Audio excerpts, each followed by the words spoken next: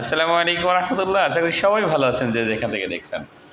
আজকে একটু গল্পের ছলে আলোচনা করার চেষ্টা করব বন্ধুত্ব কেমন হওয়া উচিত, বন্ধুত্ব কেমন হলে সম্পর্কগুলো অনেক বেশি ভালো হয়, অনেক বেশি মধুর হয়। দুধ এবং পানির মধ্যে খুব ভালো সম্পর্ক, একে অপরের বন্ধু বলে জানি। তো একদিন দুধ পানিকে বলল, তুমি আমাদের বাসায় আসো বেড়াতে। যথারীতি দুধের বাড়িতে পানি দাওয়াত পেয়ে খুব আনন্দ উৎফুল্লিত। দুধের বাড়িতে চলে গেল পানি দাওয়াত খাওয়ার জন্য। দুধের বাড়িতে যখন পানি চলে গেল দাওয়াত খাওয়ার জন্য, যথারীতি মানুষ দুধ এবং পানির সম্পর্ক থেকে দুধের মতো করে এই পানিকে সম্মান করা শুরু করলো।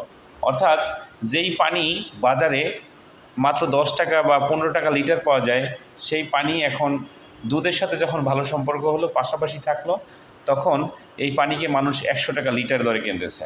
তো পানি বলল, আচ্ছা বন্ধু, আমাকে তো মানুষ এত মূল্যায়ন করতো না, আমাকে এখন মানুষ এত বেশি মূল্যায়ন করে কেন? তখন দুধ বুঝালো যে আসলে তুমি যখন আমার বাসায় বেড়াতে এসেছো, যখন তুমি আমার সাথে মিশে গেছো, তখন তোমার মধ্যে আমার মধ্যে কোনো ডিফারেন্স রাখিনি।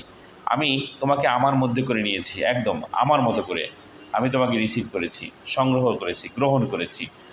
এখন মানুষ আমাদের মধ্যে যে সম্পর্ক, এটা মানুষ ডিফারেন্স করতে পারছে না। অর্থাৎ মানুষ এখন মনে করতেছে তুমিই দুধ, যেমনটা আমি তোমাকে সম্মান করেছি। ঠিক একইভাবে পানিও মনে করলো আমার বন্ধুর সম্পর্ক যতটাই গভীর, আমার এই বন্ধুর সম্পর্ককে আমি আরও বেশি গভীর থেকে গভীরতর নিয়ে যেতে চাই।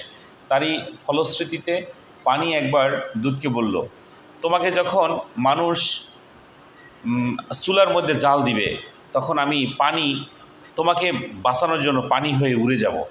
আমি পানি ওখানে থাকবো না, আমি পানি হয়ে আকাশে উড়ে যাব, তোমাকে আমি অবশিষ্ট অবস্থায় রেখে দেব।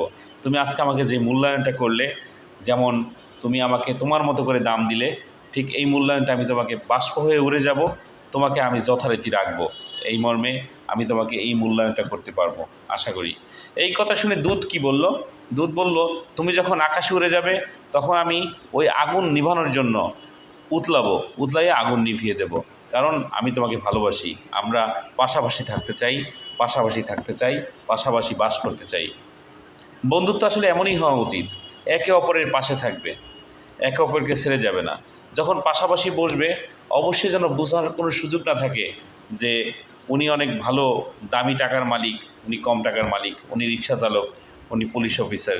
এরকম সম্পর্কের মধ্যে আসলে বন্ধুত্ব হয় না। বন্ধুত্ব হয় মন থেকে, বন্ধুত্ব হয় একদম গভীর থেকে। ভালো থাকুন, সুস্থ থাকুন। আসসালামু আলাইকুম।